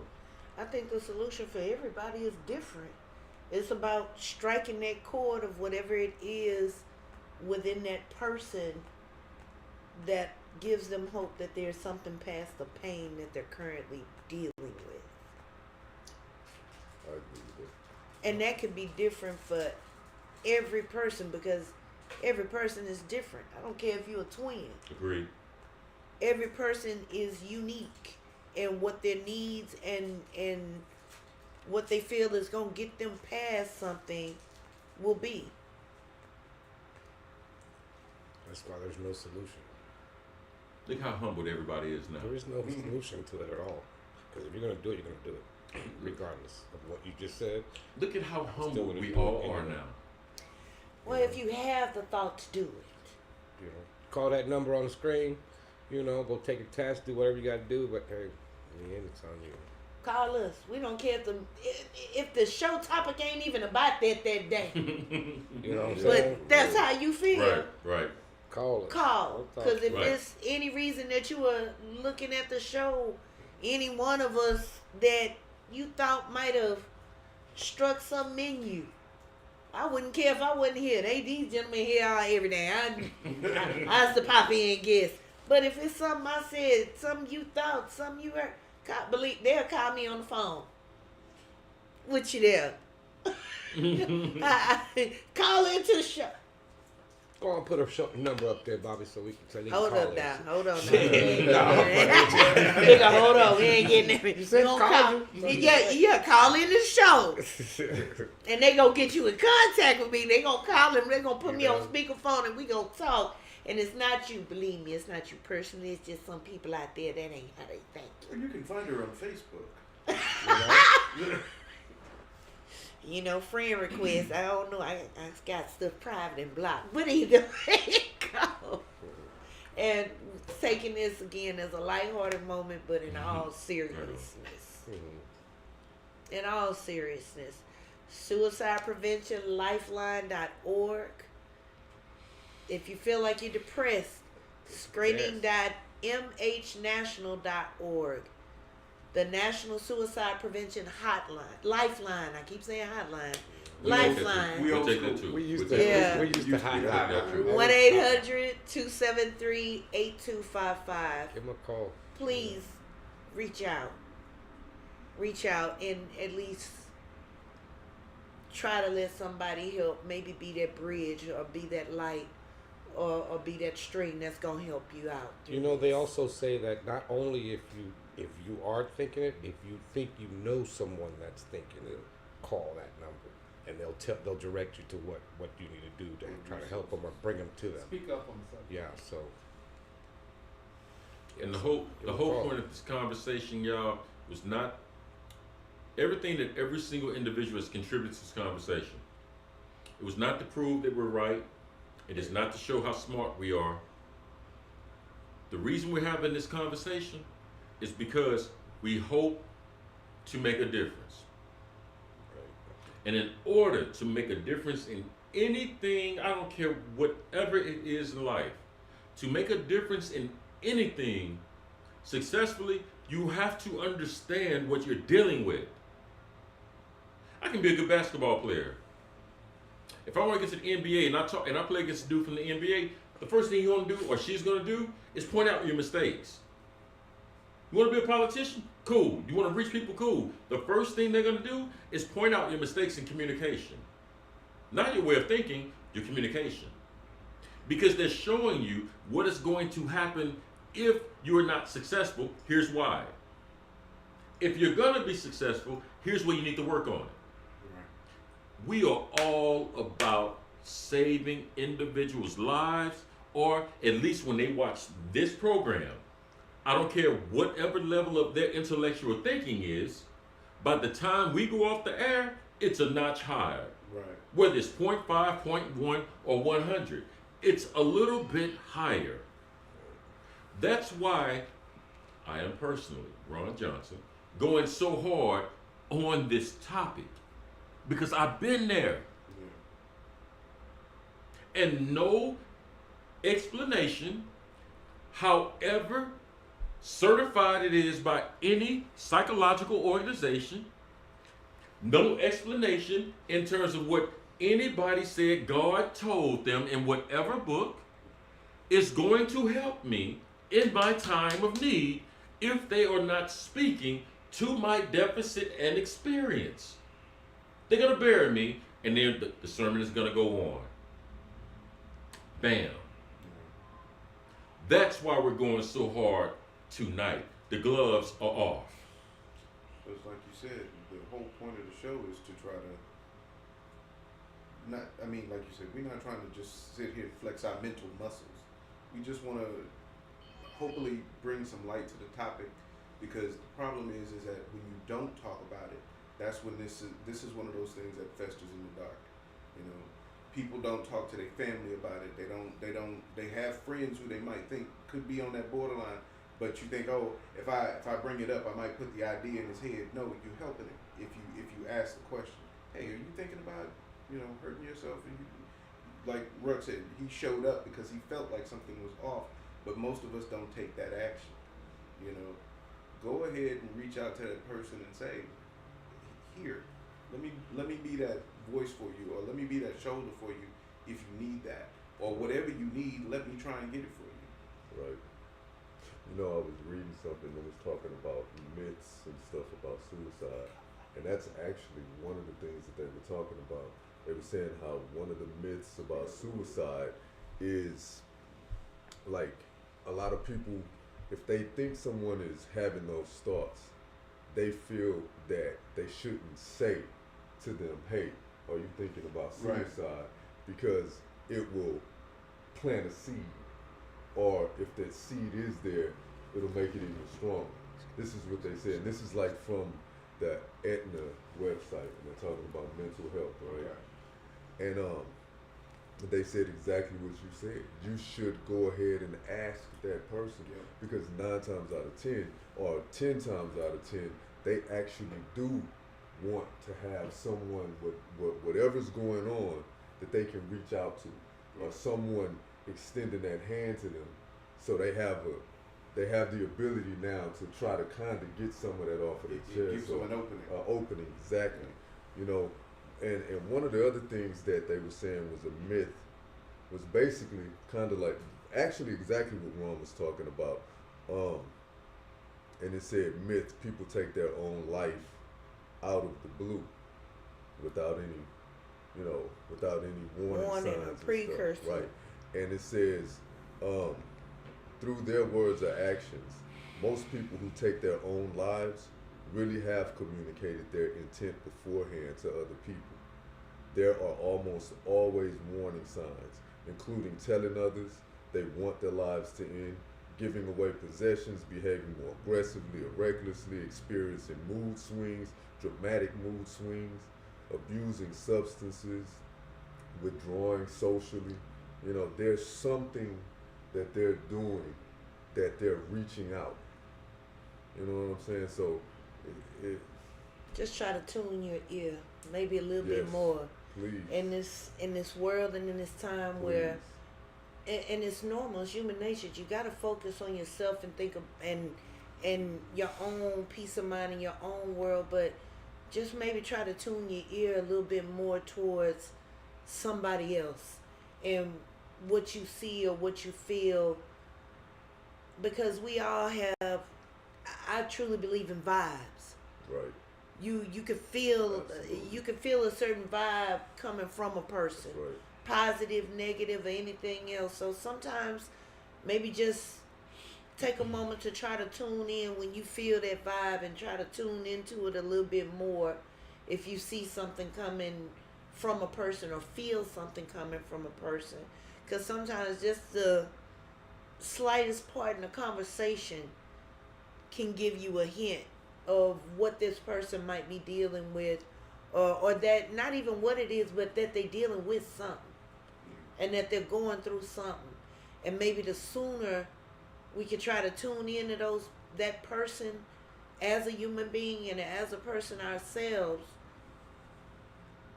we can be that much faster in keeping them away from getting closer to that precipice. Right. 100%.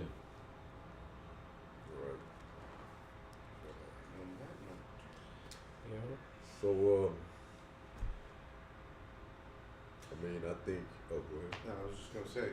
Now, don't think this is the end of the conversation, folks, because I think Ron mentioned earlier is Wednesday. We got a second part to this, talking about the surviving or being the survivors of a suicide.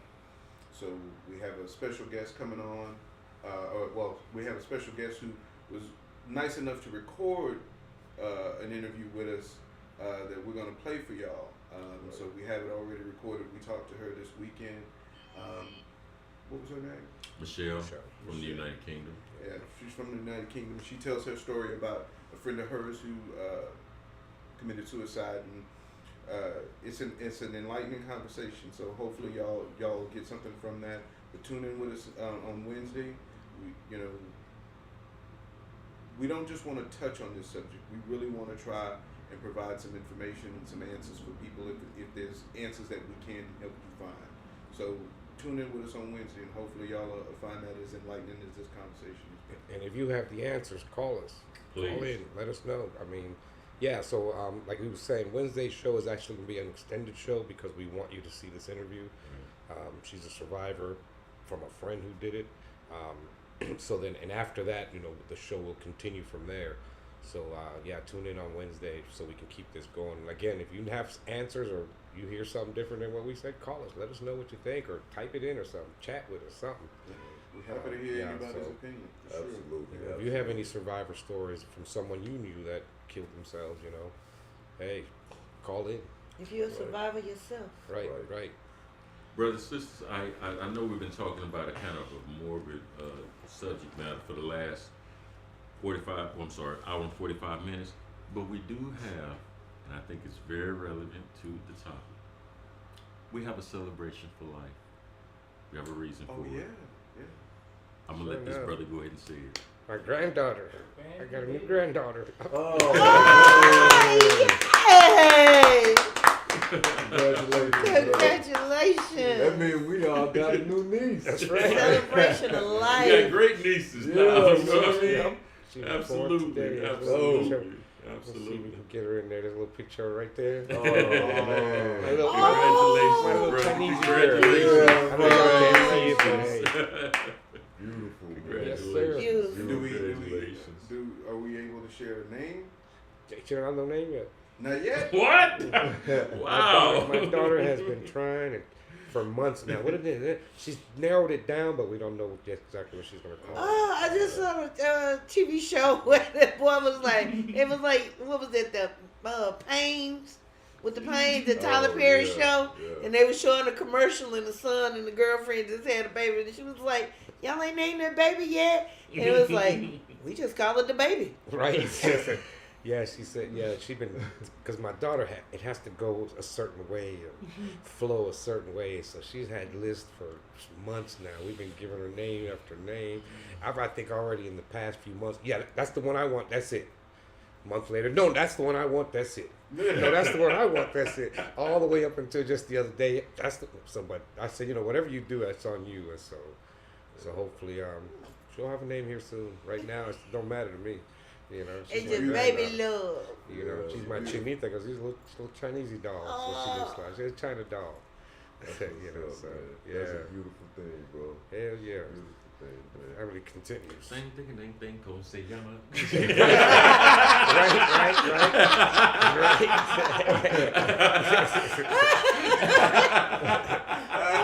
Right. Okay, let me not laugh too hard. We're gonna look related. I was thinking that the whole time. I said, even though we're sitting here thinking about this, and that's why maybe if y'all saw me smiling at my phone is because I'm getting pictures as we go. Oh, So that's why it's very emotional. So oh, That's puppy. That's beautiful. that's my family. That's it. Amen, brother. So, like I always tell my family, y'all do know that every one of you just said, dropped a notch, and this one goes here. Which means to me is I'll do whatever I have to for that one to make it. Yeah. Before, it. that's the one that has to make it. That's the youngest one. You got to make it past us. So, Yeah. and I tell everybody, I drop you down as more people come into the family. You all, the youngest one is first. You get a little bit older, you drop down the list. Yeah. So if y'all Hey. don't want to drop down, don't have no more kids. Hey, that's tradition in my family. Once you have a kid, Christmas presents, birthday presents, all that, drop down and pass to your kids. You don't get none of that no more. That's that last one is about survival. That's how I am with You my know? grandbabies too. That's the I future. might not Hell get my yeah. daughter. I don't think I've gotten my daughter anything for her birthday since she turned 18. But when grandbabies came along, yeah. we hitting the stores, Yeah. Amazon. Yeah. You gotta Hey, spoil she the ain't my grandbabies. honey, she know why. Just like you're still paying her too, because she don't have to buy all that now. So that was her present. You're right. Her president. Well, I sometimes, got you. Sometimes I do purposely get noisy stuff just because I like to fuck with her. I've been doing that shit for decades. Yeah. So Man. I'll show you some pictures later. Okay. Anybody else want to share anything before we go ahead and shut everything down for the night, man? Y'all singing happy birthday to Mama May the other day, y'all. Thank y'all so Oh, much. man, most definitely. Most Thank you. definitely. Don't forget y'all, stand for the silent. Make sure y'all go and support. That's something that's gonna stay, a part of this period. Because that also deals with suicide, Yeah. and it's focusing on our kids, man. Sure. And they were the inspiration for this whole conversation. Exactly. So if you want to know where we got on the subject front, check out the website. On our website, go to their website. Watch that interview with the gentleman too, with Kurt, the president. So, like I tell people, just go to the website and read the stories about the kid. You'll change your mind. Right. And if you don't, something wrong with you. Right. You know, for real. Right. You don't. If you read all of those stories about them kids that did that shit, you will change your mind because that was crazy. I said, I can't. And then he said, a 6-year-old. Right. What they know about killing themselves? A Barely 6-year-old, alive. man. You've been alive 6 years and you know how to take that already? God damn. Like, Look at that'll you make no possibly sense. tell a 6-year-old. That's the rest of your life ahead of you. You I'm know? 6. What's Yeah, that? that's like, You know what I'm saying? that's a long time. I don't even know what the hell that means. Yeah, I so. don't even know what that is. Mhm. Well, listen, folks, we appreciate y'all for being here as always, man. We hope everybody out there is safe. Everybody out there is you know, just doing well, man. And we appreciate y'all for being here all the time. And I am your boy, Big Bro. Brother Los Mm-hmm. Brother Jam. and our guest. I'm Miss T, baby. And your brother Bishop. We are the Daily Smoke, and we are out. Peace. Peace. Peace.